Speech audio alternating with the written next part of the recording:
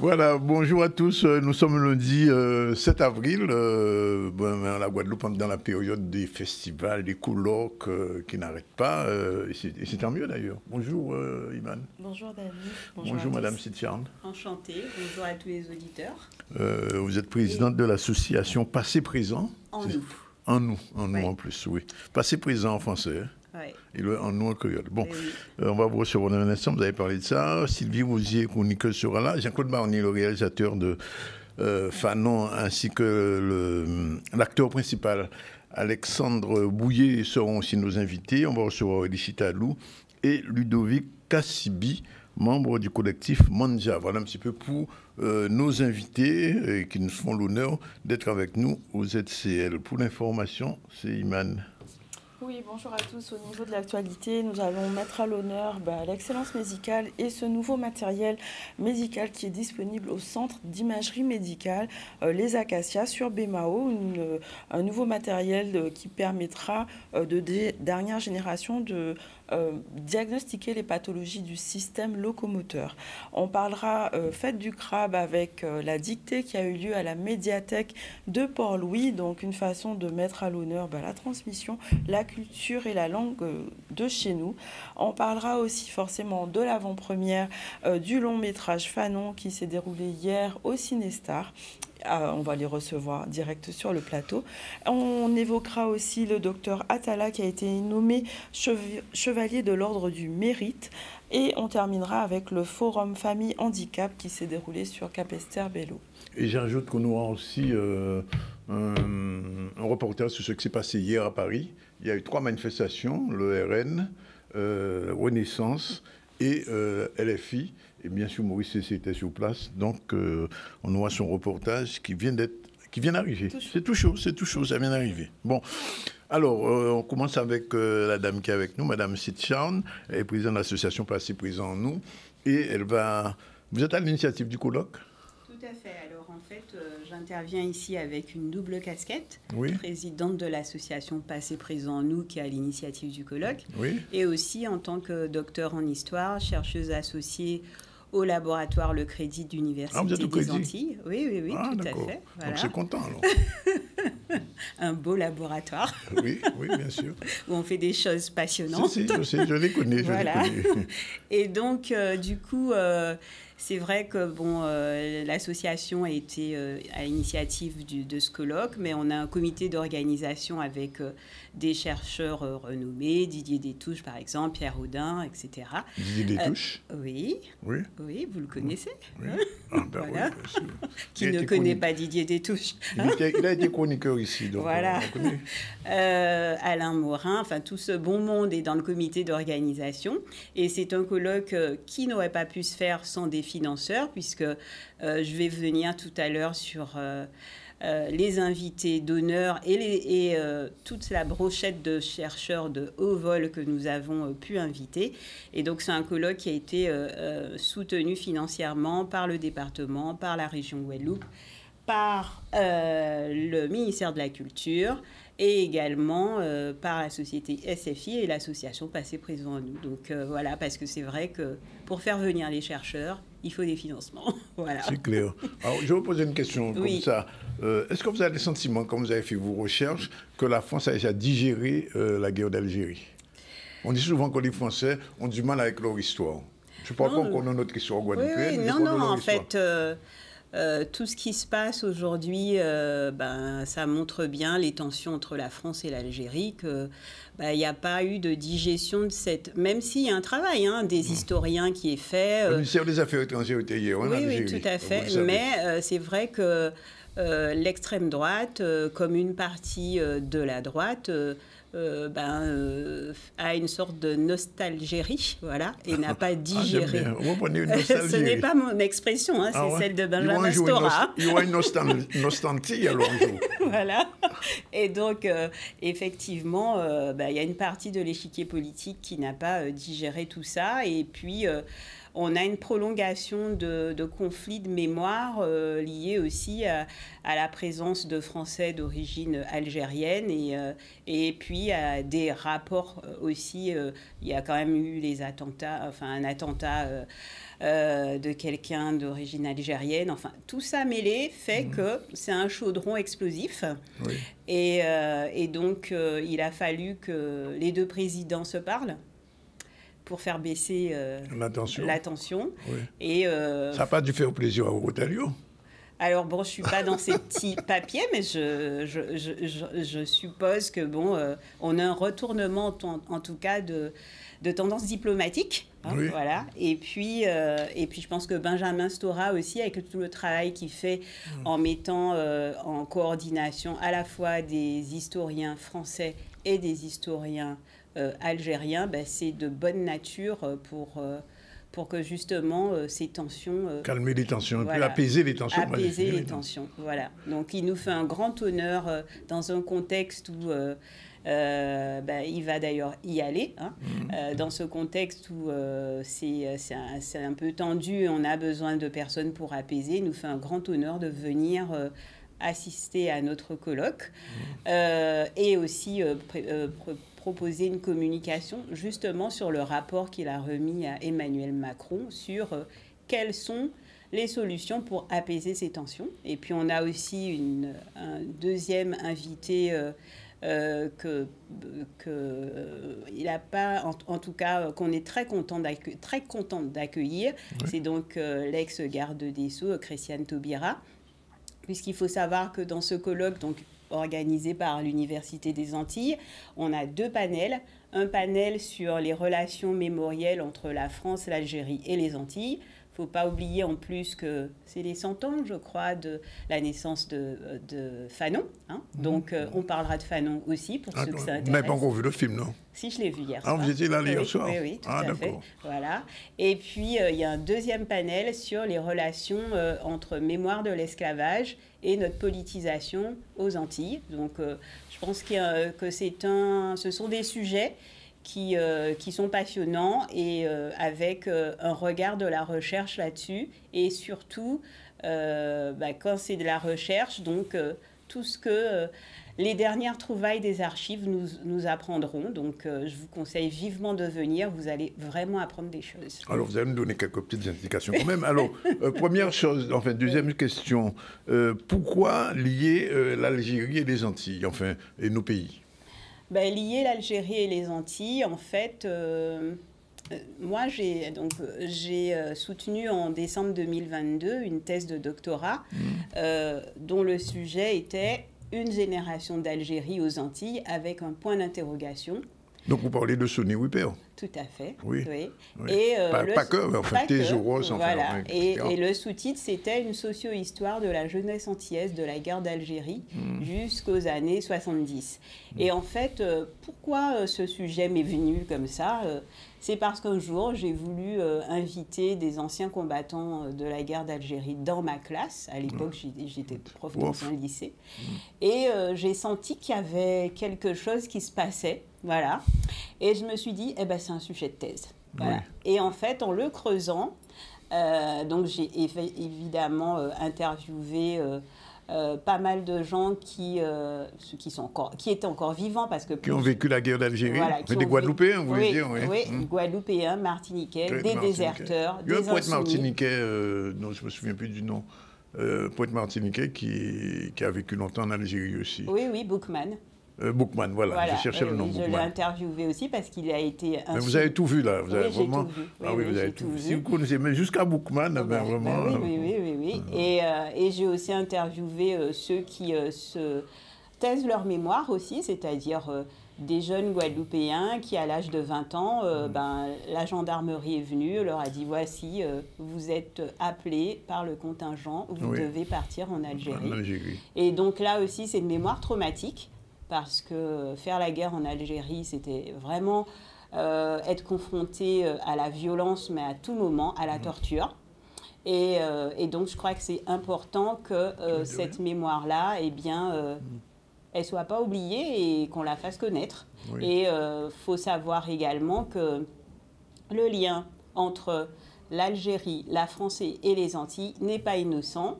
Vous avez le gouvernement français également qui a tenu dans les années 60, de la même façon qu'on a envoyé des Antillais, Réunionnais, Guyanais par le biais du Bumidum dans l'Hexagone, eh bien, le gouvernement français a estimé aussi que ça pouvait être une solution pour calmer la jeunesse que de les envoyer en Algérie. Vous voulez mourir en Algérie, vous voulez dire?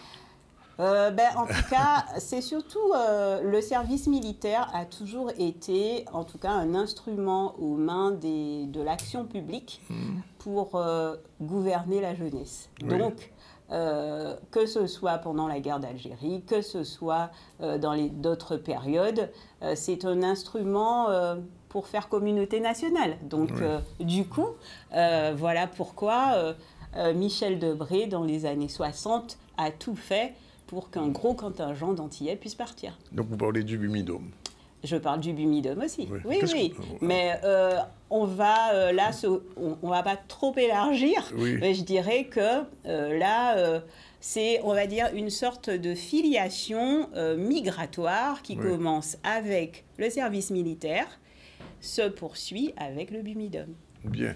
Alors, au niveau de votre thèse, doctorat de 2022, ça va être publié un jour?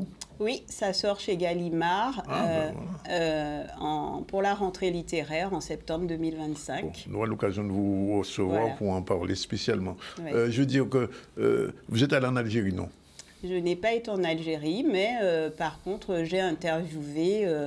des Algériens. Oui. Alors, mes interviews se sont faites en Martinique, en Guadeloupe, à Paris. Oui. Et pour les archives, parce que j'ai pu comptabiliser précisément combien de Guadeloupéens sont partis, combien de Martiniquais sont partis, combien sont morts, combien il y a eu de déserteurs, combien d'insoumis. Et tout ça, c'est une recherche aux archives militaires de la Guadeloupe, au camp du Gommier, et à Fort-de-Zère, en Martinique. Voilà. Donc, ce sont les pépites que vous avez trouvées en faisant vos recherches. Il n'y a pas que ça. Ah, il n'y a pas que ça? Ah ben non. Ah bon? Je ne voulais pas tout dire, mais sous mes 67, il y a encore des inconnus? Ah ben oui. Oui, parce que je sais qu'il y a une recherche qui a été faite officiellement, et puis il y a des documents... Alors moi, j'ai travaillé sur le fonds Focard aussi. Pardon? J'ai travaillé sur le fonds Focard aussi. Ah, il y a un fonds Focard maintenant? Oui. Il a toujours existé. Mais je ne sais pas, il n'était pas accessible, visiblement. Oui, il n'était pas accessible, voilà. Mais en tout cas, la commission Stora y a eu accès, ainsi que moi. Bon, alors ça veut dire qu'aujourd'hui, on peut identifier les gens qui ont donné l'ordre de tuer des Guadeloupéens en 67? Ah ben oui, dans mon livre, vous le lirez. Oui. Non, moi je vous dis ça parce que ça a été pendant longtemps une question qui se posait. Oui. Et, je ne pourrais pas vous dire le nom, ça je ne l'ai pas trouvé. Bon, de toute façon, il y avait le préfet qui était là à l'époque, qui était en relation avec Foucault de toute manière. Mais je le dis, oui. Voilà. Oui. Mais bon, allez, je ne vais pas spoiler les choses. Non, c'est pas voilà. Nul, de toute manière. Non, mais alors, sur l'Algérie, alors, bien sûr, bon, vous parlez de quelle époque? Depuis 55, depuis avant Sétif? Alors, je commence en 54, donc début de la guerre. Et en fait, en 54, il y a très peu de Guadeloupéens et Martiniquais qui partent. Oui. Parce qu'en fait, l'armée n'a pas l'argent pour faire une traversée qui fait... on part de Pointe-à-Pitre, on arrive au Havre, ensuite après, on fait les classes dans l'Hexagone, et ensuite on reprend un bateau. Pour aller voilà, donc c'est... En 56, on a quoi? Une cinquantaine de Guadeloupéens Martiniquais qui partent, pas plus.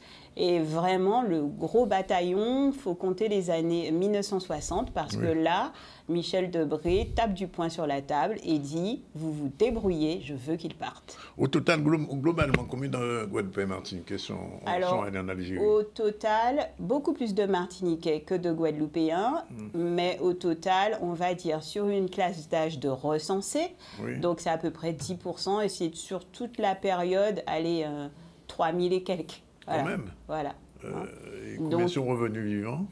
Il n'y a pas eu comparativement tant de morts que ça. Je crois de mémoire à peu près 17 morts. 17 voilà. Morts. Mais en fait, ils ont été surtout envoyés à la fin de la guerre, au moment où c'était au moment où c'était le plus dramatique, parce qu'il y avait les attentats de l'OAS. La guerre battait encore son plein, donc 60-62. Et en plus, l'originalité de la situation des Antillais, c'est qu'ils étaient pris aussi par rapport à leur physionomie pour des harkis. Oui. Donc, du coup, ils étaient entre deux feux. Oui, oui. Voilà. C'est clair.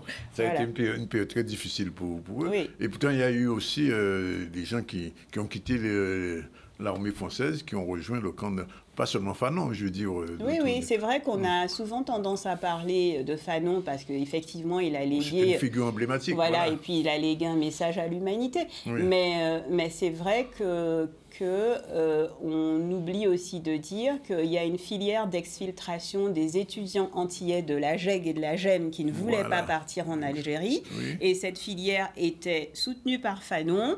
Oui. Elle était organisée par le FLN de Paris et par le Front antillo-guyanais pour l'autonomie. Et cette filière, donc, a conduit les plus résolus, parce qu'il ne faut pas oublier que déserter ou être insoumis, alors la différence entre le déserteur et l'insoumis, le déserteur, il est arrivé sur le champ de bataille et il part. Oui.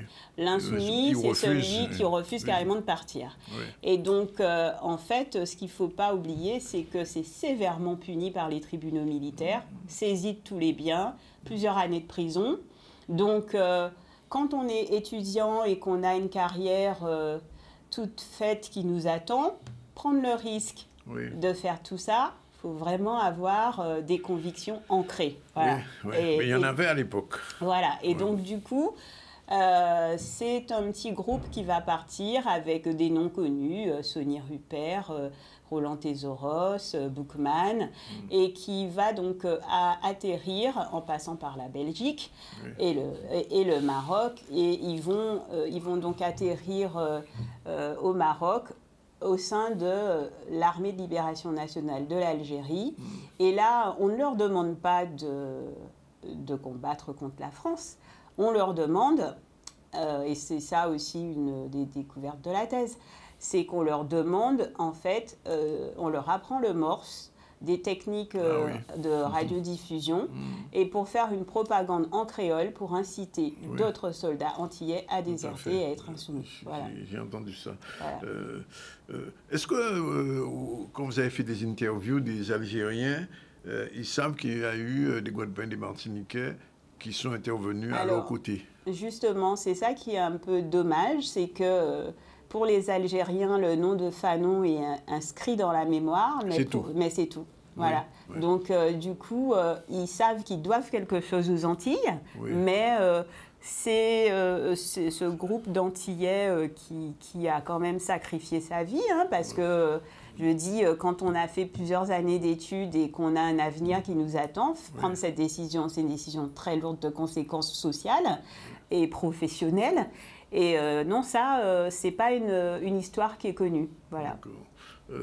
En tant que Guadeloupéenne, quand vous lisez, vous faites ces recherches et vous découvrez tout ça, quel est votre sentiment par rapport à, je ne vais pas dire nos ancêtres, puisque c'est des gens qui contemporains à cette époque, comment vous qualifiez ces Guadeloupéens ou ces Martiniquais qui ont combattu contre le système colonial? Je dirais en fait que... En fait, on a, sur cette mémoire de la guerre d'Algérie, on a une mémoire qui est plurielle. On a d'un côté celle des étudiants qui sont déjà politisés par les associations estudiantines et puis en plus qui sont à Paris, qui ont comme camarades de chambrée des Algériens, des Marocains, etc. Donc, il y avait la FEANF à l'époque. Voilà, il y a des Africains, etc. Donc il y a une atmosphère de politisation et en fait, ce sont ces étudiants, entre guillemets, coloniaux, qui vont porter la bannière de la lutte de décolonisation sur les bancs de l'université française, parce qu'à l'époque, l'UNEF, donc, qui est l'association estudiantine française, elle est sous, je dirais, la bannière de Gaulle, et elle a décidé de ne pas mettre les pieds dans tout ce qui est politique. Oui. Donc c'est vraiment de ces étudiants-là que va venir cette mobilisation politique, et ensuite l'UNEF va ensuite les suivre. Voilà. Va basculer. Oui. Voilà, parce qu'il va y avoir une montée d'étudiants de gauche. Et aussi, il ne faut pas oublier les étudiants catholiques qui aussi s'engagent politiquement. Et on est dans une période où on a un catholicisme qui s'engage. Et ce n'est pas pour rien qu'après, aux Antilles, on aura des choses avec le Père Chérubin Céleste. Oui. C'est tout. Qui va être glorifié bientôt d'ailleurs. Voilà. Je ne sais pas si vous le savez, puisqu'il est mort il y a quelques années. Je crois que le conseil départemental a décidé de donner de sa mémoire. Je crois que... Bon, on n'a pas tout dit, puisqu'il y aura des choses à découvrir encore lors de ce colloque. Voilà, mais en tout cas, j'encourage tout le monde à venir. Oui. Donc, c'est le vendredi 11 avril à l'amphi Le Pointe. C'est le premier amphi quand on arrive à l'université. Oui. Il prend 500 places, mais comme c'est ouvert à tout le monde, je vous conseille d'arriver tôt, c'est-à-dire 16h30. Oui. Et on aura donc... 2 conférences inaugurales ce vendredi, celle de Benjamin Stora, celle de Christiane Taubira. Ensuite, une conférence où moi, je vais évoquer, je vais faire le lien d'ailleurs entre les questions de mémoire de la guerre d'Algérie, de mémoire de l'esclavage et de mémoire de mai 67. Voilà. Et puis, Didier Détouche également fera une conférence très intéressante sur la mémoire d'Henri Bongout. Voilà. Oui. Et ça va se poursuivre le lendemain. Et je tenais à le dire aussi parce que c'est important. On a une chercheuse qui vient des États-Unis, qui est d'origine algérienne, même si elle est française, et qui fait donc une communication particulièrement intéressante sur Sarah Maldoror, la Guadeloupéenne, voilà. Et ce que je voulais dire, c'est qu'elle a reçu donc une alerte de son université lui disant que si elle part des États-Unis, c'est pas sûr qu'elle puisse revenir avec ce qui se passe avec Donald Trump. Ah oui, c'est vrai ça. Et parce que en fait, il résilie les visas des étudiants étrangers et elle prend le risque de venir. Elle est encore étudiante ? Elle est doctorante. Elle est doctorante. Donc alors, elle viendra ? Elle viendra. Elle prend le risque de venir. Donc vraiment, il faut venir l'applaudir et la soutenir. Hein, d'accord. Vraiment. Une dernière chose, comment vous avez trouvé le film ? Ah ben, j'ai beaucoup aimé, mais moi je connais Fanon sur le bout des doigts, puisque c'est ma thèse. J'ai trouvé que de A à Z, ils avaient respecté l'histoire. Oui, voilà. Tout à fait. Oui. Voilà. Alors peut-être qu'on va dire qu'il manque un petit peu d'anticolonialisme plus virulent, compte tenu de la personnalité de Fanon. Je ne sais pas, moi, en tout cas, en tant qu'historienne... Mais c'est un bon film, c'est un très bon film. On reçoit Barny tout à l'heure, d'ailleurs. Voilà, en tout cas, en tant qu'historienne, je peux vous dire que... Il a bien respecté le parcours. Tout ce qui a été dit était vraiment vrai. Et moi, d'ailleurs, dans ma thèse, j'ai eu l'occasion d'interviewer Olivier Fanon, qui est le fils de Fanon. Et vraiment, tout a été respecté. Non, tout est respecté. Voilà. Ça encourage les gens qui ne connaissent pas Fanon à aller lire Les damnés de la terre. Et la Révolution argumente. En tout cas, merci, Madame Sitian. C'est un plaisir. D'être venue. Et rendez-vous vendredi, samedi. Voilà, vendredi, samedi. On vous attend. Mais vous enseignez en Guadeloupe ? Oui, tout à fait. J'enseigne les sciences politiques à l'Université des Antilles, à la faculté de sciences juridiques. D'ailleurs, je fais un cours qui s'intitule Le fait colonial. Et j'enseigne aussi l'initiation à la recherche, aux sciences politiques. Voilà. Vous avez tous les outils qu'il faut. Voilà, il est 13h, c'est la fin de cette première interview. On se retrouve tout à l'heure pour la suite avec Mme Rosier, Jean-Claude Barny et Alexandre Bouillet, qui sont tous les deux dans le film de réalisateur et acteur principal. À tout de suite.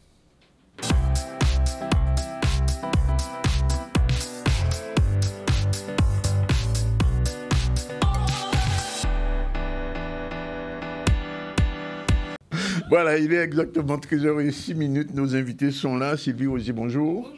On parlera avec vous tout à l'heure de l'épuisement professionnel pour trouver son rythme. Et puis nos deux invités aussi, Jean-Claude Barny, bonjour. Bonjour. Merci d'être là. Alexandre Bouillet, l'acteur principal, bonjour. Bonjour. J'ai envie de l'appeler Fanon.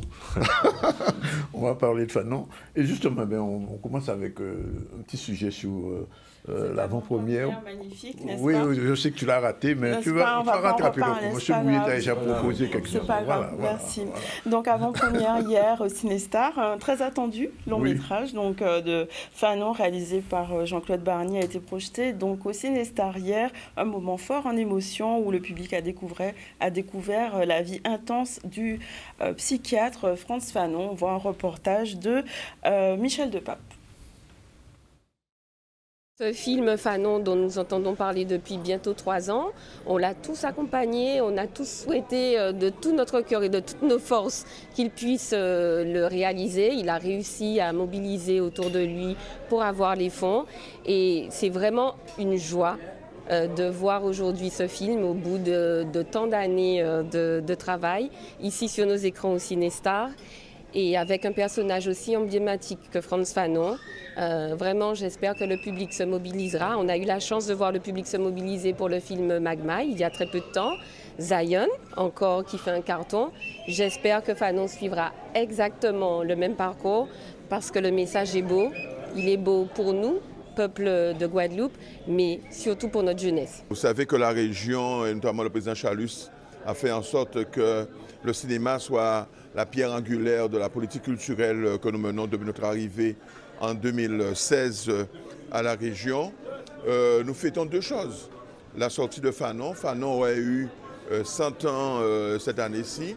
Et puis surtout, le 100e film qui a été financé par la région et qui sort. Je suis ébloui par cette œuvre. C'est un chef-d'œuvre que Jean-Claude nous a proposé et dès le scénario, moi je savais tout de suite que ça allait être un chef-d'œuvre. Donc j'ai accepté de travailler sur ce film avec lui, avec fierté et avec enthousiasme. Non, pour moi aujourd'hui c'est une des plus belles œuvres que j'ai vues des 5 dernières années, vraiment. Je pense qu'il y a des œuvres comme celui-ci où vous vous sentez presque dans une sorte de responsabilité de pas rester sur le niveau où vous êtes. Et Fanon, de par le personnage, de par aussi l'ampleur de son parcours, m'a vraiment donné envie de faire un film très puissant. Et je pense que tous les films que j'ai fait avant, dans mes thématiques, je me suis servi de mon expérience pour aujourd'hui essayer de faire de ce biopic quelque chose qui a vraiment une texture différente de tout ce que j'ai fait auparavant. Voilà, le lien est tout trouvé. Alors, merci Jean-Claude Barny et Alexandre Bouillet d'être ici.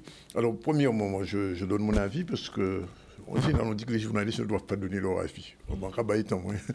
C'est un bon film et j'ai eu l'occasion de l'écrire. Je pense qu'au niveau de la réalisation, la Guadeloupe aujourd'hui, avec toi, avec Nicolas Foy et d'autres, vous êtes passé à l'étage supérieur. Vraiment, le film impeccable, zéro faute, techniquement, direction d'acteur, image, il n'y a rien à dire. Alors, je ne connaissais pas Alexandre Bouillet. Alors, comment ça s'est passé, la rencontre avec lui? Je veux dire avec simplicité. C'est un acteur qui a été proposé par mon casting. Oui. Et je n'avais pas identifié du tout Alexandre parce que je pensais vraiment que la majorité de nos acteurs... Tu ne le connaissais pas encore avant, non? Non, pas du tout. Oui. C'est vraiment une belle découverte. Oui. La majorité de nos acteurs sont plutôt dans la comédie, donc j'étais plutôt pas très serein pour trouver un Fanon parfaitement pour le rôle. Il y avait vraiment beaucoup d'exigences. Je voulais vraiment que ce soit... Fanon, quoi. Je ne voulais pas du tout me biaiser, ni essayer de raboter. Je voulais vraiment que ce soit l'idéal. Et vraiment, quand Alexandre est venu au casting, déjà de par sa simplicité, son naturel, et puis surtout par quelque chose qu'on définit un acteur. Vous savez, c'est quelqu'un qui rentre dans une pièce et tout s'arrête. Les mouches, les verres, le serveur, tout s'arrête. Là, c'est ça. Alexandre Bouillet, merci d'être ici. Alors, je pose la question, ça a été compliqué d'entrer dans la peau de Fanon? Tout d'abord, c'est un honneur pour moi d'être ici. Ça a été compliqué de rentrer dans la peau de Fanon, bien sûr, mais dans cette dureté, il y a eu quand même des choses qui m'ont permis de faire mon travail, une partie de mon travail assez facilement, c'est-à-dire toutes les recherches et tout le travail que Jean-Claude... Oui, pour être 10 ans de travail. 10 ans de travail, oui. De recherche, je me souviens, la dernière fois qu'on a parlé de ça, il y a très très longtemps. Ouais. Ouais. Donc il y a eu 10 ans de travail de la part du réalisateur, du producteur Sébastien Onomo et de Philippe Bernard, le co-scénariste, qui m'ont apporté tous les outils nécessaires pour incarner ce personnage. Mais de toute façon, c'est ce que moi j'aime bien chez Jean-Claude aussi. Moi, c'est la première fois que je travaille avec lui sur un film et que j'ai l'occasion de lire son scénario dans les premiers. Il nous propose un scénario qui est structuré de manière très précise, avec une poésie qui est tout de suite racontée. Et en plus de ça, il raconte une grande histoire qu'on a besoin de raconter et qui est importante pour l'humanité. Je suis rentré tout de suite dans l'envie de travailler avec lui parce que de toute façon, c'est un réalisateur avec lequel je voulais travailler depuis un moment. Quand j'étais en école de théâtre, il faisait partie des références pour moi de cinéaste. Il y a des antécédents. Voilà. Disons que j'ai essayé de provoquer cela. Je voulais absolument travailler avec lui parce qu'il a un cinéma engagé, poétique. Et c'est un artiste complet. Et moi, je voulais faire partir de cette aventure avec lui et que nos chemins se croisent. Donc, c'est fait. Et puis, pour rentrer complètement dans ce personnage, il faut du travail. Il faut énormément de travail. De toute façon, dans le métier d'acteur, quand on veut bien incarner un personnage lambda, il faut travailler. Mais pour celui-là, il fallait travailler 4 fois plus. Donc j'ai fait avec les outils qu'il m'a proposés, et puis de la documentation sur les bouquins de Frantz Fanon, du travail psychologique avec une psychiatre, un travail avec un historien, une coach, un chorégraphe, beaucoup de pertes de poids en très peu de temps. Et puis j'ai mis en pratique ce que j'ai appris à l'école et ce que j'ai vu chez les plus grands, c'est-à-dire partir en immersion et travailler vraiment dans le scénario, tout ce qu'il y avait à défendre et apporter une humanité. Parce que, alors 10 ans de recherche, et combien de temps pour le tournage? Alors le tournage a duré 8 semaines, enfin 7 semaines. Seulement le tournage, après il y a la préparation, 3 mois, la post-prod, 6 mois. Donc on est à peu près sur une période de plus d'un an, plus d'un an et demi. Un an et demi, à partir du coup on dit ok c'est parti, jusqu'à remettre la copie 0. Donc c'est un an et demi, presque 2 ans on va dire. Alors quand on voit ton parcours cinématographique, il y a une Nek Marron, film sur les tropiques, etc. Enfin non, c'est la suite logique. Oui, c'est vrai. Non, c'est vrai, c'est que ça fait partie d'une filmographie, d'une thématique qu'on développe depuis Nek Marron, depuis le premier. Et puis à la fois, je me dis, ça vient aussi conclure quelque chose sur lequel on s'est tous engagés. Ce qui est très drôle, c'est que je pense que mon public a grandi avec moi depuis Nek Marron. Et puis c'était normal d'arriver à ce projet-là pour terminer un cycle. Alors, j'ai un demi-scoop à donner parce que je sais que tu as voulu travailler aussi sur mai 67. Ouais, comment le sais-tu? Ah, mais les journalistes savent tout. Hein. Ah ouais, non, j'avais un projet qui était dans les tiroirs. D'ailleurs, c'est le seul projet qui est resté dans les tiroirs. Ouais, il va rester dans les tiroirs, il va mourir dans les tiroirs. Je sais pas. En plus, c'était vraiment, on avait déjà vraiment commencé à... Ça aussi, ce sera un gros morceau, hein, ça. Mais en plus, ce qui est très drôle, c'est que je suis très surpris déjà, d'une part, bravo. C'est quelque chose qui avait été engagé il y a juste après Rose et Soldats, je crois. Et puis finalement, je suis parti sur le gang. Rendez-vous dans 10 ans, allez. On va dire ça comme ça. Bon, alors, autre chose. Ce film-là, comment les Français le sentent? Parce que j'ai cru comprendre que les journalistes du Nouvel Observateur n'étaient pas très favorables à ce film. Alors, est-ce que c'est parce que les Français ont toujours du mal avec l'Algérie, mal avec leur histoire? Je pense qu'ils ont tout simplement du mal avec des films qui sont faits par des afro-descendants. Ah, d'accord. Tout simplement. Je pense qu'on a une écriture, on a une façon de travailler, on a des choses à dire qui ne sont pas forcément dans leur spectre artistique. C'est exactement la musique. On prend la même chose dans la musique, la musique soul, reggae, rap. Dès que c'est un peu afro, il faut des spécialistes, des gens qui sont beaucoup plus ouverts. Et d'une façon globale, il y a toujours du mal de rentrer dans leur grille. Et puis comme on n'a pas envie, donc ça frictionne un peu, mais ça va le faire. Alors, je disais à un ami avec qui je discutais du film qu'aujourd'hui, le cinéma guadeloupéen, il est arrivé au même stade, enfin, entre guillemets, je dis bien entre guillemets, au même stade qu'au Cassave. C'est-à-dire au niveau national en Guadeloupe et au niveau international maintenant, les réalisateurs guadeloupéens, ils n'ont plus rien à envier à personne. Plus rien à envier à personne. Et ça, c'est très important parce que c'est-à-dire que vous êtes passé à un niveau... on a vu, je sais pas, tu n'as pas encore vu Zion, non? Pas encore, mais c'est prévu là, cette semaine. C'est vraiment... 50 000 spectateurs, c'est vraiment un truc extraordinaire pour nous. Et il y a le cinéma africain qui existe déjà, mais il n'y avait pas encore un véritable cinéma guadeloupéen, martiniquais, etc. Il y avait quelques personnes qui faisaient des films. Et hier encore, j'en parlais dans le festival du cinéma Nouveau Regard. J'avais reçu ici Christian Lara. Tu te souviens ce qu'il avait dit? Il a dit les cinémas guadeloupéens, c'est quoi des courts-métrages, il n'y a pas de long-métrage. Il repose en paix, mais il y a d'autres qui attendent ça, nous a dit. Non, c'est vrai que notre culture a maintenant des beaux jours. On est plus... Je sais pas, il se passe quelque chose qui vraiment était plutôt aussi dans la même lignée de Zan, de Christian. C'est un peu la suite logique, on est fait pour grandir, on n'est pas fait pour rester à notre place. Hein. On est un peuple qui s'est toujours réinventé, on est un peuple de communion, on va chercher aussi des appuis chez des gens de l'extérieur, chez la diaspora, et le fait d'avoir des gens comme Alexandre qui vient nous aider à éblouir notre cinéma, c'est des apports importants. Hein. Oui. Alexandre Bouillet, c'est votre premier séjour en Guadeloupe? Oui. Alors, quand vous arrivez ici en tant qu'Africain, quel est votre ressenti? Ah bah, on est tout de suite bien. Oui. Dès le moment où on pose les pieds à l'aéroport, on respire. Et puis on voit la fierté du peuple quand même. Il y a une forme de fierté ici que je trouve énorme. Vous la portez si bien.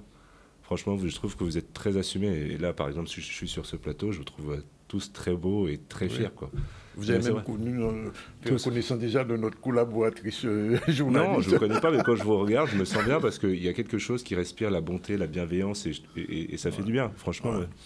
J'ai une question par rapport au rôle, justement, puisque c'est un rôle qui est quand même engagé. Est-ce que du coup, ça modifie votre regard sur le monde à avoir incarné ce rôle? Bah oui, bien sûr. Bien sûr. Non, oui, ça modifie mon regard sur le monde, ça change la vision que je peux avoir, même sur moi.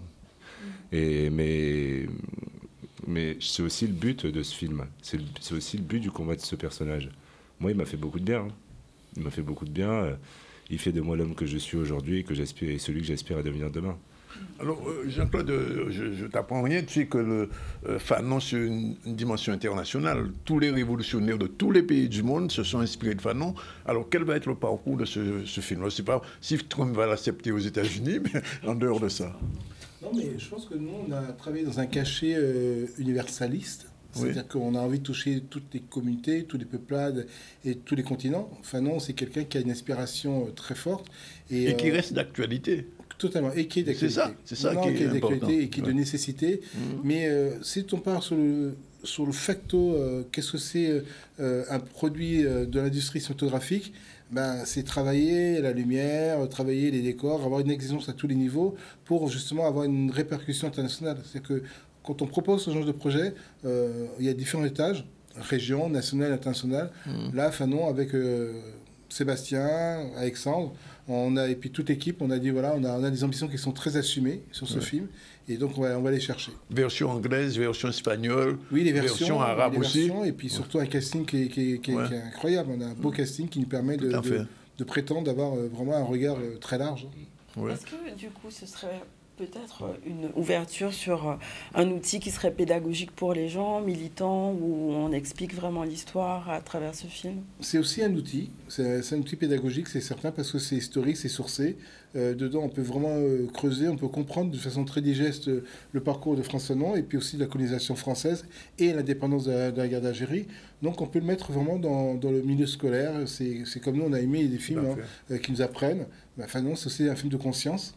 Et c'est aussi un film qui touche l'esprit, non? Oui, absolument. Et il va être diffusé en Afrique, j'imagine. Oui, bien sûr. Oui. Et dans les festivals. En Tunisie bientôt. Oui. Dans les festivals, tu as déjà pris mot? Je pose la question. On a pris rendez-vous. Les rendez-vous sont pris? C'est Fanon. Oui. Bien sûr, non. Bon, c'est un film extraordinaire. Bon, si vous ne l'avez pas encore vu, alors quelle est il passe normalement à partir de ce soir? Parce que demain, il est à Bastère. Demain, c'est l'avant-première à Bastère demain. Voilà, il est sorti ici en Guadeloupe, c'est mercredi. Ouais. C'est mercredi, il sera... À Darbo, c'est ça? Ouais, au Darbo, à Bastère, demain. Si c'est ouvert ou pas, je crois que c'est peut-être complet. En tout cas, on invite vraiment tous les spectateurs d'aller voir ce film. Pourquoi pas? Non, Flora est là. Non, mais il faut me dire ça si tu veux aller voir à Bastère. Mais oui, demain. je veux bien. Je dis ça à Flora et puis ça va être réglé. En tout cas, Jean-Claude, continue, pas laguer. Et si le film Soumet 67 doit se faire, mon cher ami, welcome. Moi, je veux savoir tes sources, parce que c'est vraiment mais les journalistes sont des sources qui ne citent pas toujours. Et Alexandre Moyer, vraiment, vous avez été vraiment impeccable dans le film. Vraiment impeccable. Merci. Vraiment, je dis ça, les gens qui étaient hier au soir ont tous eu le frisson, ils étaient contents, heureux de ça. Et en plus, voir un Guadeloupéen, un Afro-Caribéen et un Africain unis dans le même truc sur un film sur l'histoire de Martinique, mais c'est de l'extraordinaire. Voilà, je le dis avec enthousiasme, mais c'est vrai. Donc, les gens qui nous regardent en Guadeloupe, en Martinique, en France, ne ratez pas Fanon et voyez-le et revoyez-le. Voilà, 13h21, il vous reste 6 minutes pour votre chronique, c'est suffisant, j'espère. Générique, c'est parti.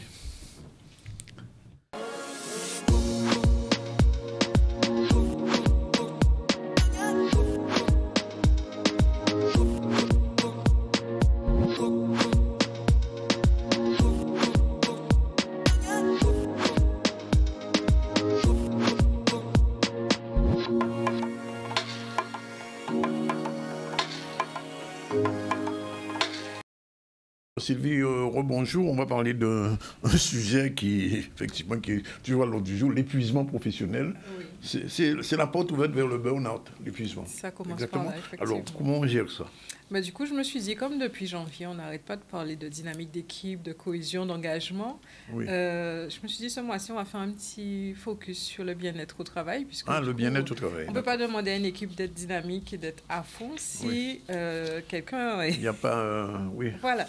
Donc, il faut trouver l'équilibre et il faut écouter son corps, en fait, parce qu'on a des petits signaux d'alerte au départ pour nous faire savoir qu'il y a quelque chose qui arrive, mais surtout le burn-out, on en entend parler de plus en plus maintenant, de personnes qui sont en situation de burn-out, et je pense qu'il faut apprendre à s'écouter, puisqu'on a des signaux faibles, on appelle ça des signaux faibles au début. Mais il faut les détecter, ces signaux. Mais il faut les détecter, ou en tout cas s'écouter, parce qu'on se connaît, enfin, chaque personne se connaît. Pour me dire ça, pour que je me surveille un peu. Alors si ça peut commencer par une fatigue chronique.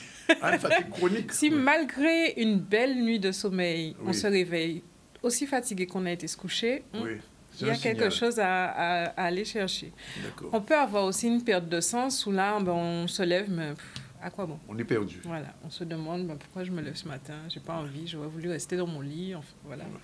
Ou on peut être dans une situation où on est irritable pour pas grand-chose. Donc toujours. On sourit plus, on est énervé. On sourit plus, on est énervé, la moindre remarque, on est déjà. Ah, Danick a l'air de. T'as reconnu un petit signal faible? Non, j'ai rien dit là. Donc c'est un signal d'alerte. Si jamais... Je ne suis pas fatigué, je ne suis pas irrité, au contraire, je suis bien content. Il n'y a pas de perte de sens non plus, tout va bien. Ok, c'est super, on continue alors. Je prends le bon sens. Et donc quand on repère ces signaux faibles, ces signaux d'alerte chez nous, c'est que notre corps essaye de nous dire stop, ralentis. Il faut trouver un moment pour souffler un peu parce que là, sinon, on va vers la mauvaise pente, comme on dit. Oui, mais alors, le problème, c'est qu'on a ces signaux. Qu'est-ce qu'il faut faire pour arrêter? Il faut arrêter tout de suite. Non, comme on dit, molly. Je ne vais pas dire en créole, c'est molly qui rentre. Elle n'est pas bien, cette expression. Mais il apprend le créole. Elle n'est pas top, cette expression. Parce que oui, des fois, il faut ralentir. On ne peut pas forcément tout arrêter. Des fois, on a sa vie professionnelle. On ne peut pas s'arrêter comme ça du jour au lendemain ou arrêter toutes ses activités. Mais on peut mettre en place certaines choses en disant, par exemple, toutes les 90 minutes, on fait 5 minutes de pause. C'est pas 5 minutes sur son téléphone. 5 minutes, on coupe tout, on se lève, déconnecté complètement. On marche un peu, on prend un verre d'eau, on souffle et on recommence son travail. 5 minutes, ça passe très vite. 5 minutes? Oui, d'accord. Ça va très vite. On peut aussi pratiquer de la respiration consciente. Où on prend le temps, du coup, de respirer. 5 secondes d'inspiration, 5 secondes d'expiration. On fait ça pendant 5 minutes également. Ça ralentit le rythme cardiaque, ça détend. Et puis, on se sent beaucoup mieux. Et après, en dernier, les mouvements réguliers, c'est important. Surtout si on a un travail sédentaire, on est assis toute la journée. Il faut se lever régulièrement pour refaire circuler l'énergie dans le corps. On fait ça devant l'ordinateur ou sans ordinateur? On se lève. On se lève, on quitte l'ordi. On marche un peu, on va... du coup, on met le verre d'eau plus loin, on va chercher un verre d'eau, ça nous fait faire quelques pas. On boit notre verre d'eau, on respire et on retourne devant l'ordinateur. D'accord. Et c'est comme quoi? C'est comme mettre de l'essence en voiture?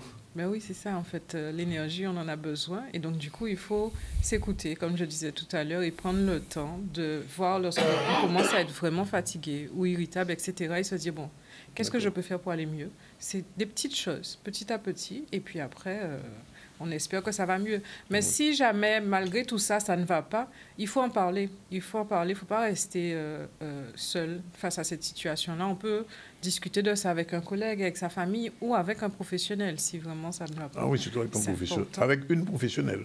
Oui, mais là, on s'adresse plutôt peut-être plus à un psychiatre ou un psychologue pour discuter en fonction de la situation dans laquelle on est. Après, on peut se faire accompagner si effectivement on a une perte de sens et que du coup on se demande mais pourquoi je fais ce travail-là, ça ne va pas du tout, on a envie d'autre chose. Il y a d'autres accompagnements possibles. Comme là, actuellement, je fais des accompagnements en évolution professionnelle pour aider les personnes à retrouver du sens à leur activité et peut-être se ça fonctionne, ça marche? De quoi ils ont envie. Et est-ce que finalement, j'ai envie de changer ou j'ai juste envie d'évoluer? Et donc, on pose les mots et en fonction de ce qu'ils arrivent à identifier, on met en place les actions qu'il faut pour aller vers cette nouvelle vie professionnelle, ce mieux-être professionnel. Alors, concrètement, vous avez organisé un colloque ce week-end. Ça a été compliqué? Non. Compliqué, non. Challengeant, oui, parce que j'ai organisé un colloque avec mon équipe de parents bénévoles, puisque là, c'est mon activité bénévole dans une association de parents d'élèves, l'APEL, Guadeloupe, où on a organisé un colloque autour des réseaux de l'intelligence artificielle pour sensibiliser les parents et leur donner des outils pour mieux les utiliser. Ça a été lourd quand même à gérer. Ça a été... oui, puisque c'était quand même un gros événement sur toute une journée de 8h à 19h, de 9h à 19h, donc 10 heures d'activité avec des tables rondes, des ateliers, la pause déjeuner. À la pause déjeuner, 5 minutes de break, oui, bien sûr. Et il fallait que ce soit dynamique. Oui. Je parle de dynamique, j'ai fait en sorte que ce colloque soit dynamique également, que les gens ne soient pas pendant 10 heures passifs à écouter des professionnels leur parler. Ils ont été acteurs aussi de plusieurs petits éléments. Et donc, on y a réussi. Oui. On n'a eu que des retours très positifs. Tout le monde a adoré ce colloque.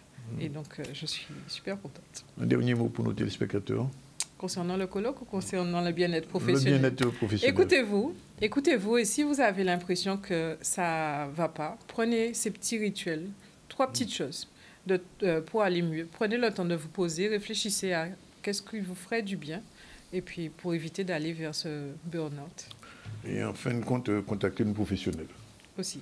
Voilà, merci. 13h28, c'est déjà l'heure de la seconde pause. On remercie M. Barny, M. Bouillet. On vous souhaite du succès pour votre film. De toute façon, il est né avec du succès et ça ira. Et puis, on attend le prochain. Alors, tu sais que tu n'as plus le droit de faire au Contiac.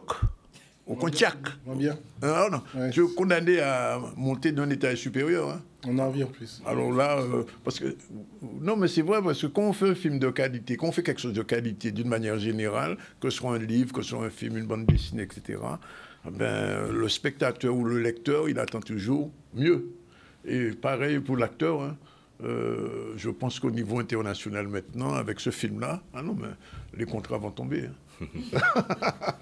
Merci en tout cas d'être venu. Merci pour ce travail. Et puis, continuez. Je rappelle donc que l'avant-première se fait à Basté, dans la capitale, demain soir au Darbo. Donc, si vous n'avez pas encore votre invitation, suivez mon regard. Ivan. Je regarde la personne qui est censée me la donner, n'est-ce pas? 18h. Hier, non, mais pour vous donner une idée, hier, je suis arrivé à 18h35. C'était déjà plein. Jamais vu une première Cinestar aussi remplie. J'ai failli ne pas trouver de place debout ou assis dans les escaliers. En général, on a une première, non, mais c'est pas alors. Donc, ça veut dire quoi? Tout demain à Master, il faut être là depuis 17h30. Je le conseille. Merci en tout cas. 13h30, on se quitte là-dessus et on se retrouve tout à l'heure avec nos prochains invités. À tout à l'heure.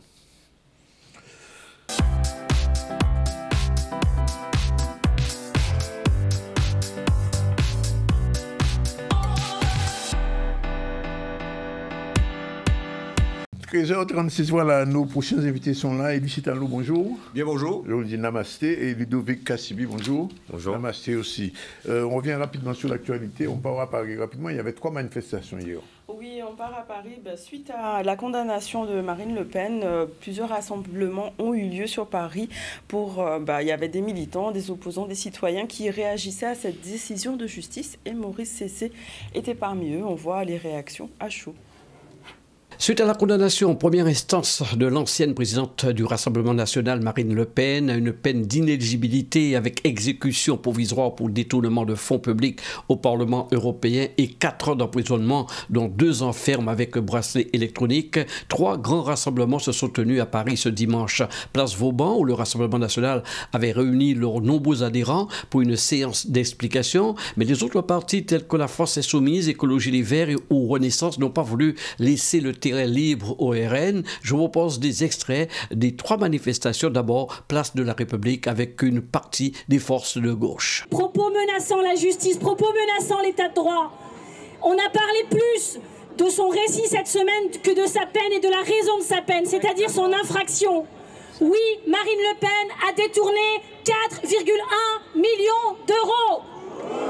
Et ce chiffre, nous le répéterons tant il le faudra. Place Vauban, où le RN avait réuni entre 5 000 et 7 000 personnes, Marine Le Pen, qui a fait appel de la décision de justice rendue, a tenté encore d'expliquer ne pas comprendre un tel jugement à son égard. Nous allons continuer à lutter, comme nous le faisons, dans la discipline et la dignité malgré les provocations qui ne manqueront pas d'intervenir et auxquelles, au désespoir de nos opposants, malgré les fantasmes de nos adversaires, il n'y a chez nous aucun esprit de sédition, seulement la volonté inaltérable de défendre pour nous et pour tous les Français de métropole, d'outre-mer et du monde qui sont exclus ou se sentent exclus leurs droits. Quant à Gabriel Attal, le secrétaire général de Renaissance, tout en dénonçant les propos du RN contre la justice du pays, il a mis l'accent sur le fond du dossier qui a conduit à un tel jugement à l'encontre de Marine Le Pen. Or, les faits sont clairs. Marine Le Pen et le Rassemblement national ont été reconnus coupables, après 10 ans d'enquête et de procédure, d'avoir détourné des millions d'euros de nos impôts. Pour politiser ce jugement, Madame Le Pen aimerait que l'on donne le sentiment de nous en réjouir. Je l'affirme ici, c'est tout le contraire. Que le Rassemblement national utilise les impôts des Français pour payer un majordome à Jean-Marie Le Pen, on ne s'en réjouit pas, on le déplore. Que le Rassemblement national utilise les impôts des Français pour salarier la famille de Madame Le Pen, on ne s'en réjouit pas, on le déplore. Voilà, sur fond de l'élection présidentielle, tout ça, mais on aura l'occasion d'y revenir. Je reçois, donc je vous l'ai dit, Élie Stallou, merci d'être avec nous. Et il n'est pas seul. Alors Élie, premièrement, présente-nous M. Mérissi. Alors, j'ai avec moi donc Ludovic Cassibi, qui est un jeune, c'est un enseignant de lycée. Il va donner sa spécialité tout à l'heure. Il fait partie de la nouvelle génération de militants culturels. Il est dans un groupe qui s'appelle le collectif Manja, il en parlera également. C'est un membre également des Amis de l'Aisne, nouvel administrateur également des Amis de l'Aisne, parce que dans mon engagement avec cette association, j'ai fait le choix et j'ai proposé donc aux membres du conseil d'administration qu'on puisse renouveler le conseil d'administration d'au moins 50% avec des jeunes, par des jeunes, avant la fin donc de la période sur laquelle nous nous étions engagés, qui se termine donc en juillet de l'année prochaine, en avril de l'année prochaine. Et donc, après avril, je vais quitter la place de président. Je m'étais engagé pour, voilà, je ne vais pas me représenter. Je serai toujours membre des Amis de l'Aisne. Tu n'es pas président à vie. Ah non, moi je ne peux pas, non. Tu sais, en tant qu'ancien responsable de dirigeant d'entreprise, j'ai fait beaucoup de restructuration d'entreprise. Tu as grosso modo 6 mois à 1 an pour mettre en place ton programme. Si tu n'as pas mis, tu ne pourras pas le faire après. Absolument. Donc, il faut pouvoir, à un moment donné, laisser la place à d'autres personnes pour que d'autres puissent apporter des idées et qu'on soit dans une dynamique permanente, quoi. Donc, il y a une vraie nécessité, effectivement, que les jeunes du pays puissent venir aux responsabilités. Ça ne doit pas être que des paroles en bouche qu'on doit dire, mais qu'on leur laisse effectivement le soin. Alors, bon, pour la plupart, ils sont déjà au moins 3 qu'on a cooptés donc en début d'année. Il va y en avoir d'autres, encore peut-être 5 ou 6 pour représenter environ 50 à 60% du conseil d'administration assez rapidement. Et donc, ils vont être là en tant qu'observateurs. Ils vont faire, dans un premier temps, faire des remarques, faire des observations et faire des propositions également. Donc voilà. Alors, avant de donner la parole à Ludovic, je rappelle quand même que Élie Stallou, on a un projet d'une émission. Oui, on peut peut-être te dire quelques mots. Oui, vas-y. Bon, parce que tu as une expérience effectivement assez longue avec d'autres personnes dans ce milieu-là. L'idée donc est de créer une émission dédiée effectivement à cette frange de la culture guadeloupéenne qu'on appelle la culture d'origine indienne ou indianité ou etc. qu'on va appeler Zindianitude. Zindianitude. Oui, effectivement. Parce que nous pas des Indo-Guadeloupéens, nous c'est des Indiens Guadeloupe. Absolument. Voilà. Donc c'est ça l'idée avec ce que nous projetons pour l'instant. C'est de pouvoir à chaque fois recevoir un invité différent pour parler de son actualité, mais de l'actualité de la culture et parler de la Guadeloupe également, parce que la grande ambition que notre équipe au niveau des Amis de l'Inde a proposé effectivement, c'est d'ouvrir cette association à la Guadeloupe. Oui. Donc nous ne sommes pas des personnes sclérosées, totalement branchées uniquement sur la culture indienne. La culture indienne, c'est un élément du patrimoine guadeloupéen, voilà. Donc il faut ouvrir l'association. Oui. Et on aura l'occasion d'en parler parce que cette semaine, on a un événement avec une municipalité dans le secteur. Je pourrais parler de ça tout à l'heure. Bien, alors, Ludovic Cassibi, merci d'être là. Comme on dit, welcome. On ne se connaît pas encore, mais il fallait bien un début. Alors, première question, manja, qu'est-ce que c'est? Alors, manja, c'est le safran, hein, donc oui. C'est le safran bien connu en Guadeloupe, donc, qui a été introduit par les Indo-descendants. Et donc, le collectif Manja, hein, donc je rappelle, c'est une association qui a pour but de préserver, de collecter, de valoriser le patrimoine indo-guadeloupéen. D'accord. Alors, Élie le disait tout à l'heure, vous avez voyagé, vous avez fait une immersion en Inde, dans le Tamil Nadu. Alors, pour les gens qui ne savent pas, il faut peut-être dire ce qu'est le Tamil Nadu, parce que quand on sait Tamil Nadu, mais au loin, en Guadeloupe, il y a des gens qui ne savent pas.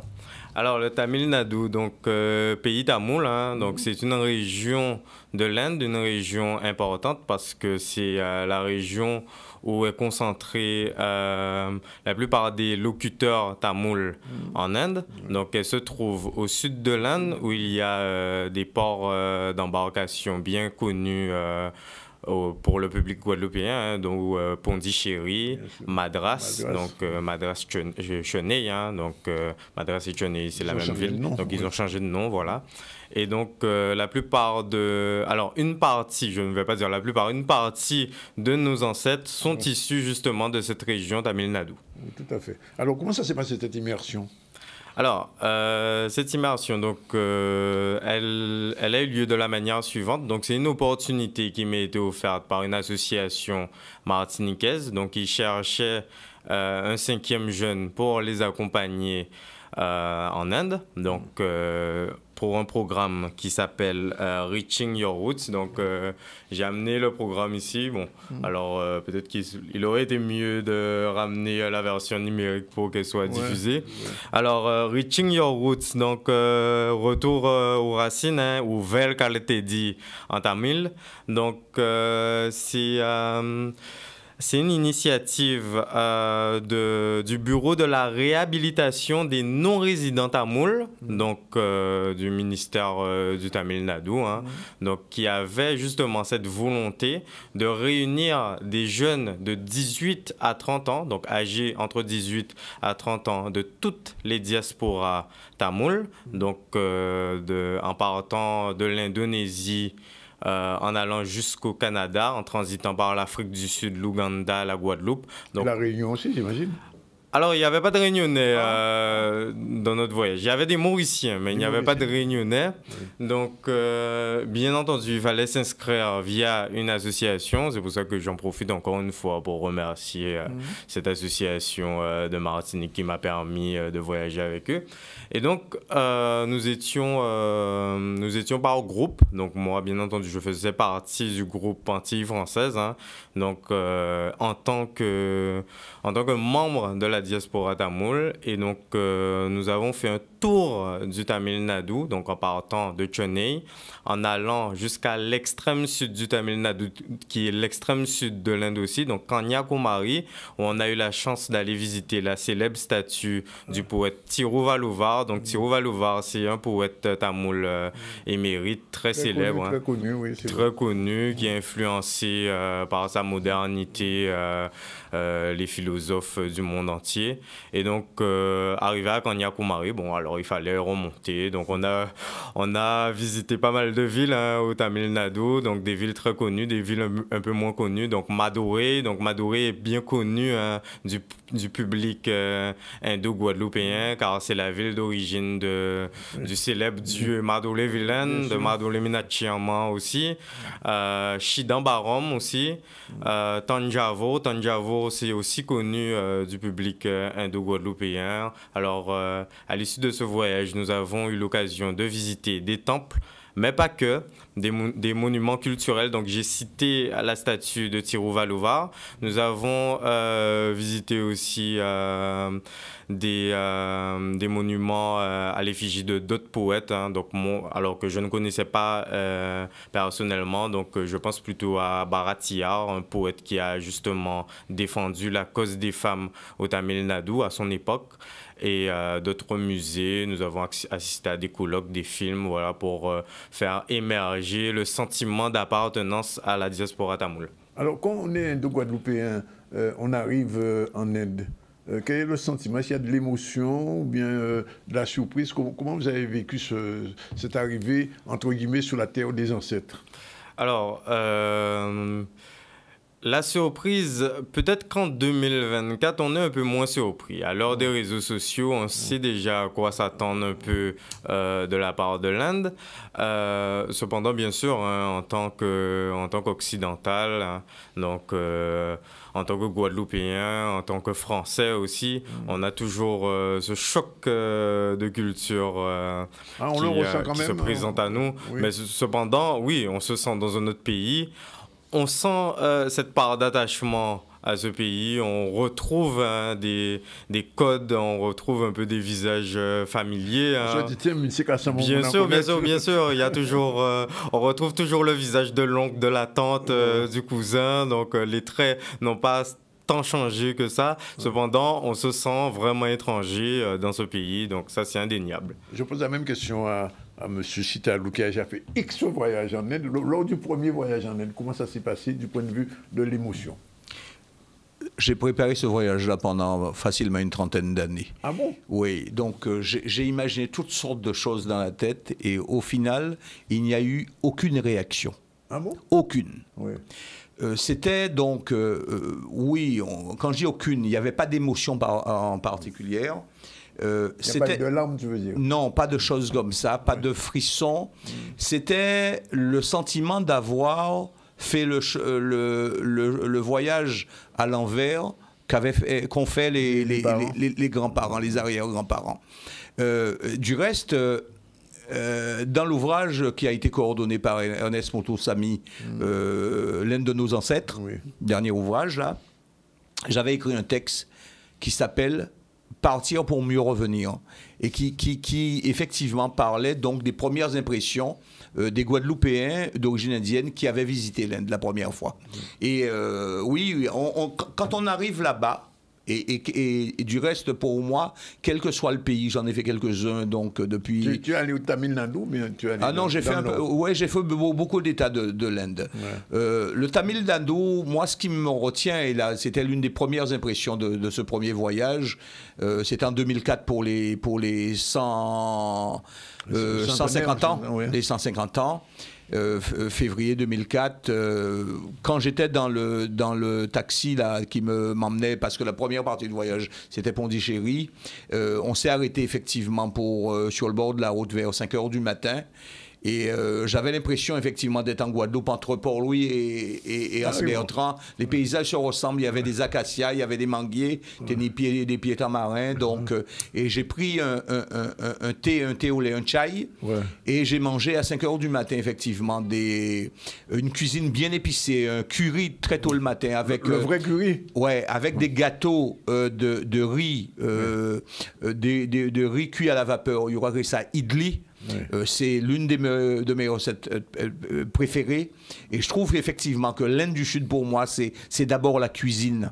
C'est d'abord la cuisine avec effectivement un comportement des gens donc très, très dévotionnel. On va retrouver cette dévotion-là partout en Inde, mais particulièrement au Tamil Nadu. Et puis il y a des paysages qui ressemblent à ceux de la Guadeloupe. Je comprends pourquoi bon, c'est un pays de canne également, hein, de Chennai jusqu'à Pondichéry, par exemple. Il y a de grandes plaines, mais couvertes de canne, de choses comme comme ça. Donc, on n'est pas dépaysé quand on y arrive. C'est vrai que quand on m'a vu la première fois, dis-moi ça, mais de quelle région en y est de l'Inde? Et quand j'ai commencé à parler, ils m'ont dit, mais qui pays Mais oui, moi, je me suis toujours considéré comme Guadeloupéen en arrivant là-bas. Bon, c'est vrai qu'il y a de belles valeurs. L'Inde a été, c'est l'un des rares pays à avoir résisté aux colons européens avec la Chine. Et leur civilisation perdure à travers les invasions et les colonisations.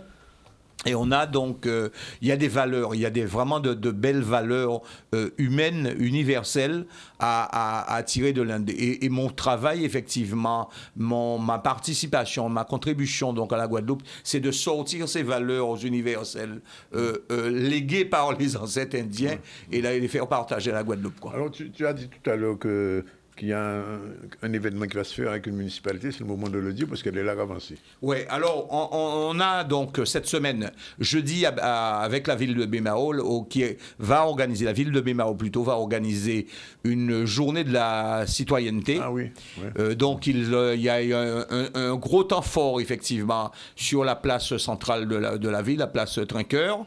Et dans le cadre de cette manifestation, nous avons lancé, donc justement dans les démarches d'ouverture de l'Association des Amis de l'Inde à la Guadeloupe, nous avons lancé il y a 2 ans, on en est à la 3e opération, on va lancer une journée de la terre guadeloupéenne. L'idée, c'est qu'il n'y a pas beaucoup de manifestations dédiées aux enfants, aux scolaires des écoles primaires. Et donc là, c'est de créer un événement pour eux, pour les emmener à aimer la terre guadeloupéenne. Alors, quand on parle de la protection de l'environnement, de la nature, souvent on parle de la gestion des déchets. Il faut ramasser, etc., etc. Et notre idée est, à travers différents ateliers, il y en a 6 ou 7 effectivement, où on va emmener les enfants à découvrir ce que la terre peut donner, de la nourriture, peut donner des couleurs, peut donner effectivement des produits comme le miel, peut donner des fruits, des légumes, mais également si on ne fait pas attention, si on va trop loin dans la déforestation ou si on continue à déforester comme on le fait, eh bien on va perdre effectivement des surfaces. Avec la montée des eaux, la forme de la Guadeloupe est prévue les études montrent qu'effectivement que ça va changer. On n'aura plus cette forme de papillon donc à l'horizon 2050. Donc on va présenter ça, tous ces éléments-là à travers des ateliers ludiques aux enfants. Donc c'est jeudi donc de cette semaine. C'est une manifestation fermée parce qu'elle est dédiée à des scolaires. Et là, ça va être des écoles de Bémao. Il y a environ 350 gamins qui sont prévus des écoles de Bémao. D'accord. Voilà. Je reviens vers Ludovic avant de terminer. Alors, Monja va continuer son travail, j'imagine, suite à ce voyage. Comment ça va s'articuler?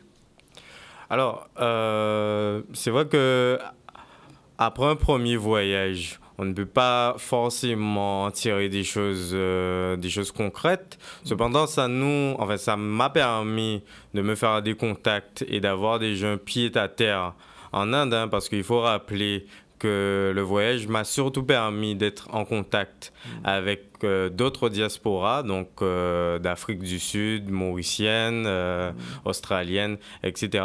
Et comme les Tamouls, les purs Tamouls le disent, on retrouve souvent des pratiques ancestrales qui ont été mieux gardées dans la diaspora que par l'Inde à proprement dite. Donc c'était vraiment un des objectifs du voyage. Je ne sais pas s'il a été atteint ou pas. Donc le lien s'est créé et donc on essaye de travailler, donc on essaie de collaborer justement avec ces autres diasporas. Pour compléter ce que disait tout à l'heure M. Chitalou, je me souviens à l'époque on faisait cette émission qui s'appelait Une Diaspora. On avait rencontré un Indien de l'Inde et qui avait assisté à une cérémonie indienne. Il m'a dit, mais je vois plus ça dans nulle part, même dans les contrées les plus reculées de l'Inde. Donc aujourd'hui, les Indo-Guadeloupéens ont 2 choses. Premièrement, ils ont préservé le créole. Ça, mon cas oublié ça. Oui. C'est très important. Hein. C'est important de dire que l'original c'est africain. C'est important parce que Pagnon le monde a dit ça. que ces Indiens qui permettent de maintenir le rayonnement en Guadeloupe. Absolument, absolument. Et deuxièmement, garder les traditions ancestrales qui ne sont plus pratiquées. Par exemple, couper la tête d'un cabri, ça ne se fait plus en Inde. Ça se fait toujours. Loin dans les campagnes. Oui. Mais les Indiens qui visitent la Guadeloupe, souvent ce sont des touristes également. Ce sont des urbains. Ce sont des gens de villes. C'est ça. En tout cas, pour moi déjà, comme on dit, welcome, bienvenue. Et j'imagine que M. Chitalou, quand il fera son émission aux Indianitudes, il y a une occasion où inviter. Alors, juste un petit mot pour dire, je voulais compléter apporter un élément de ce que Ludovic a dit. Il me l'avait dit en privé, mais je rappelle effectivement que son voyage effectivement a été pris en charge par le gouvernement du Tamil Nadu. C'est ça, il a été voilà. C'est important de le dire. Et chaque année, ils font des programmes de ce type-là. Chaque 6 mois. Voilà. Le gouvernement central de l'Inde le faisait depuis un moment. On a essayé donc à l'époque avec d'autres personnes d'y accéder. Ça a été un peu compliqué. Avec le Goupio, c'était oui, on a essayé avec le Goupio que je présidais à l'époque et d'autres, voilà. Ça, c'était la première chose. La deuxième chose, effectivement, le collectif, Ludovic l'a dit, le collectif Manja est un groupe de jeunes qui font principalement dans la recherche. Ils sont membres, effectivement, depuis le début de cette année de l'Association des Amis de l'Inde. Donc, leur association la transmission est en route. Absolument, c'est ce que nous recherchons. Ça fait partie donc, des objectifs que nous étions donnés. Donc, parce qu'il faut renouveler, il faut apporter des idées nouvelles, parce que la Guadeloupe d'aujourd'hui n'est pas celle il y a 30 ans ou 40 ans. Ou 50 ans quand les Amis de l'Inde ont été créés. Tout à fait. Voilà. Merci en tout cas de venir et à très bientôt, Élie. Un dernier sujet, on va faire avec le docteur Atala. Alors, le docteur Atala qui a été décoré donc chevalier de l'ordre du mérite et donc médecin bien connu en Guadeloupe. Il a été élevé à ce titre, une reconnaissance qui marque son engagement en matière de santé publique et son humanisme. On voit un reportage d'Olivier Félix. André Atala, cher André, au nom du président de la République et en vertu des pouvoirs qui nous sont conférés, nous vous faisons chevalier de l'ordre national du mérite. André Atala est le maire de la ville chef-lieu du département de la Guadeloupe. Voilà, donc entre ce que j'ai dit dans le petit mot que j'ai prononcé, il y a toujours une relation particulière entre un préfet et le maire de la ville de chef-lieu de son département. André Atala, vous savez, est la première personne, quand vous êtes arrivé comme préfet, quand vous êtes installé comme préfet, la première personne à laquelle vous rendez visite, c'est le maire de la ville chef-lieu. Voilà, donc depuis 2 ans, un peu plus de 2 ans, moi j'ai une relation très particulière avec André Atala. Je suis moi-même officier de l'Ordre national du mérite, donc comme tous les compagnons, tous les membres de l'Ordre, c'est important qu'on entoure un nouveau récipiendaire. Et puis j'ai eu l'occasion de le dire, je pense que les médailles, parfois on les conteste, on les brocarde. Les médailles, c'est important parce que même si on est tous des citoyens bien sûr égaux dans la République, certains d'entre nous ont un engagement, certains d'entre nous exercent un magistère, et il est important qu'on reconnaisse cet engagement, ce dévouement, cette action hospitalière, cette action politique d'André Atala. Donc il était extrêmement important pour moi d'être là ce soir. L'idéal, c'est pas toi, c'est pas qu'une personne, c'est tout un entourage. Ce sont les collègues de travail, la cardiologie, l'hôpital de Basse-Terre, c'est votre famille, c'est votre épouse, c'est les enfants qui parfois ont un peu souffert parce que il fallait s'impliquer. Et donc cette médaille, c'est l'affaire de tous, comme on dit. C'est beaucoup de personnes qui m'ont accompagné. Et donc, c'est vrai que je suis, je pense, honoré surtout à cause de mon parcours en tant que professionnel de santé, en tant que médecin qui, pendant 35 ans, a travaillé, a exercé à l'hôpital de Basse-Terre. On s'est battu pour cet hôpital, ce n'était pas évident. Et on a pu faire en sorte que l'hôpital de Basse-Terre soit ce qu'il est actuellement. Ce n'était pas gagné à l'époque. Et puis la cardiologie, bien sûr. Et puis des actions qu'on a menées, la loi sur le sucre, les parcours sportifs. Donc on se dit oui, quand on se retourne un peu derrière, on se dit les années passées, est-ce qu'on a été utile? Manifestement oui, puisqu'on reçoit cette distinction. Pour avoir eu l'occasion de parcourir tous ces faits et gestes, et ces faits d'armes, et sur le plan scientifique, vu le nombre de publications scientifiques, on sait donc qu'André Atala est un homme d'une très grande valeur. C'est un grand médecin guadeloupéen. Et donc, bien sûr, sur le plan médical, sur le plan des réalisations, il méritait amplement cette distinction. sur le plan de son action publique, associative aussi. Il a des mérites importants. Évidemment, sur le plan de sa carrière politique, comme il l'a dit tout à l'heure, c'est un levier pour lui pour accomplir l'action essentielle au bénéfice du peuple guadeloupéen. Voilà, eh bien, on termine aujourd'hui. Oui, on reviendra sur le sujet de Caribule demain, puisqu'on a encore le temps. Il est 14h. Je rappelle qu'on a reçu en début du ZCL Karim Sitchan, président de l'association, passé président nous pour ce colloque qui aura lieu vendredi et samedi, à ne pas rater. Vraiment, sujet intéressant entre ce qui s'est passé en Algérie, ce qui s'est passé en Guadeloupe et le lien au niveau historique, c'est important. On a reçu Sylvie Rosier, Jean-Claude Barny, réalisateur du film Fanon, qui sera vu à partir de mercredi. Demain, c'est la première ambassadeur. Alexandre Bouillet, qui est l'acteur principal de ce film, très bon film. Et puis on a terminé avec Elisita Lou et Ludovic Cassibi, on vous remercie. Rappelle les titres rapidement, ce qu'on a pu développer au moins. Oui, ce qu'on a vu aujourd'hui, on a parlé de l'avant-première de Fanon, puisque ça a eu lieu hier au Cinestar. On a évoqué le Maurice Cessé qui était donc sur Paris, qui nous a fait un petit point concernant les rassemblements suite à la condamnation de Marine Le Pen. Et on vient de voir le sujet sur le docteur Atala qui a été nommé chevalier de l'Ordre du Mérite. Les autres sujets seront développés après. Voilà, 14h03, c'est la fin d'aujourd'hui du ZCL. On se retrouve demain à partir de 12h30 pour une autre édition. Merci, la réalisation a été assurée par Yann avec le soutien de Satyam, notre ami Satyam. Sinon, voilà, c'est fini pour aujourd'hui.